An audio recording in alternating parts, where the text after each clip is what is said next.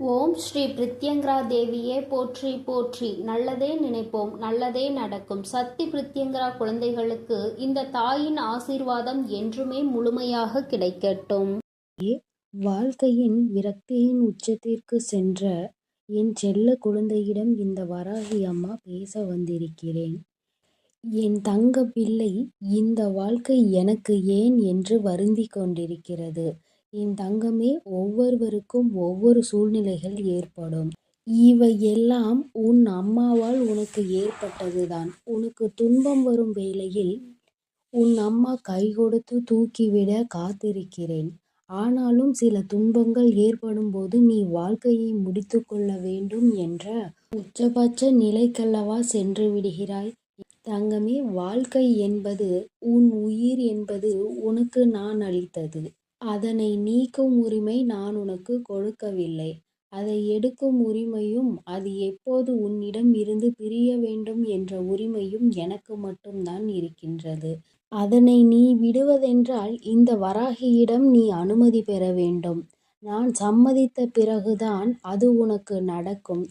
என் குழந்தையே, இந்த வாழ்க்கையில் நீ நல்லபடியாக வாழ்ந்து நல்ல நிலைமையை அடைந்து நல்லதொரு பரிபூரண வாழ்க்கையை வாழ்ந்துவிட்டுதான் நீ செல்ல வேண்டுமே தவிர இப்படி இடையிலேயே பல துன்பங்களுக்காக செல்லக்கூடாது. என் குழந்தையே, இந்த வாழ்க்கையானது உனக்கு பல முறை பல கஷ்டங்களை தந்திருக்கலாம். ஆனால் நீ அதிலிருந்து நினைவில் கொள்ள வேண்டியது விஷயம் என்ன தெரியுமா? நீ படுகின்ற இந்த சிறு சிறு கஷ்டங்கள் எல்லாம் உன்னை பின்வரும் நாட்களில் நல்ல மனிதனாக மாற்றுவதற்கு தானே தவிர உன்னை இப்படி ஒரு முடிவை எடுக்க வைக்கும் நிலைக்கானது அல்ல. என் தங்க பிள்ளையே, நீ தைரியமான குழந்தை அல்லவா? இந்த உலகத்தில் எந்த ஒரு தவறை செய்தாலும் தன் உயிரை மாய்த்து கொள்ளும் தவறை மட்டும் யாரும் செய்யக்கூடாது. அதனால் உனக்கு என்ன நன்மை ஏற்படும் என்று நீ நினைக்கின்றாய்? அதனால் மற்றவர்கள் சிறிது காலம் அதனை ஒரு கதை போல் பேசிவிட்டு அவர்கள் நேரத்தை கழிப்பார்களே தவிர உன்னை பற்றி யாரும் கவலைப்பட போவது இல்லை. நீ சென்ற அந்த 2 நாட்கள் மட்டுமே உன்னை பற்றி பேசுவார்கள். பின்னர் அவரவர் வேலையை பார்த்துவிட்டு போய்விடுவார்கள். உன்னை இந்த முடிவுக்கும் நிலைக்கோ ஆளாக்கியவர்கள் கூட அதனை 2 நாட்களில் மறந்துவிட்டு அவர் வேலையை செய்ய தொடங்கிவிடுவார். உனக்கென்ன பலன் கிடைத்தது, நீ என்ன செய்துவிட்டாய் என்று நினைக்கும் நொடியில் நீ இருக்க மாட்டாய். நீ இழந்ததை மீண்டும் உன்னால் பெற முடியாது. நீ அதன் பிறகு வருந்துவதற்கு கூட எதுவும் இல்லை. என் தங்கமே, உன் வாழ்நாளில் நீ இந்த தவறை செய்ய வேண்டும் என்று நினைத்தால் நீ இந்த அம்மாவிடம் வரக்கூடாது. நான் உன்னை கடிந்து கொள்வேன். எனக்கு என் பிள்ளைகள் யாரும் இத்தகைய முடிவினை எடுக்கக்கூடாது. உன் உயிரில்தான் இந்த வராகி அம்மா இருக்கிறேன். உன் உயிர் உனக்கு நான் அளித்தது என் குழந்தையே. நீ அதனை மனதில் நினைத்து கொள்ள வேண்டும். எத்தகைய அளவு துன்பம் வந்தாலும் அதனை எதிர்த்து நிற்க வேண்டுமே தவிர அதனை கண்டு பயந்து ஓடி ஒளியக்கூடாது. இறுதியில் என்னால் முடியாது, இதனை என்னால் சமாளிக்க முடியவில்லை, இதை விட்டால் வேறு வழி இல்லை என்று நீ கோழைத்தனமாக முடிவெடுக்க எண்ணுகிறாய். இந்த கோழைத்தனமான முடிவு இவ்வளவு நாள் வாழ்க்கையில் எத்தனை சாதனை புரிந்தாலும் அதையெல்லாம் ஒன்றும் இல்லாமல் உணர்த்தி விடுகிறது. உனக்கு புரியவில்லையா? என்னதான் வாழ்க்கையில் விரக்தி ஏற்பட்டாலும் அதை அத்தோடு விட்டுவிட்டு அடுத்தது என்ன செய்ய வேண்டும் என்றுதான் யோசிக்க வேண்டுமே தவிர இதோடு முடிந்துவிட்டது என்று நினைப்பதெல்லாம் வாழ்க்கை. உன்னுடைய உறவோடு உனக்கு சரியான புரிதல் இல்லாமல் போனால், நீ அதற்காக இந்த முடிவை எடுக்க நேர்ந்தால், என் குழந்தையே, புரிதல் இல்லாத இடத்தில் வீணாக வாதம் செய்வதை விட்டுவிட்டு, என் தங்கமே, ஒரு உறவில் நீ பேசுவதை யாரும் மதிக்கவில்லை. உனக்கு யாரும் மரியாதை கொடுக்கவில்லை. நீ பேசுவதை எல்லாம் குறை சொல்கிறார்கள் என்னும்போது நீ அதை விட்டு விலகி இருக்க பழகிக்கொள். ஏனென்றால் வீணாக நீ விவாதம் செய்து கொண்டே இருந்தால் அந்த உறவில் உனக்கு அதிகப்படியான விரிசல்கள்தான் ஏற்படுமே தவிர அதனால் உனக்கு எந்த ஒரு பயனும் இருக்கப் போவது இல்லை. அதனால் என் தங்கமே, முடிந்தவரை எந்த ஒரு உறவும் உன்னை எந்த இடத்தில் வைக்கிறார்களோ அந்த இடத்தில் இருந்தே நீ வாழ கற்றுக்கொள். நீயாகவே சென்று அவர்களிடம் அன்பை பொழிந்து பிறகு அந்த அன்பினால் காயப்படவோ வருத்தப்படவோ வேண்டாம். ஏனென்றால் அவர்களுக்கு உன் அன்பின் மதிப்பு தெரிய போவது இல்லை.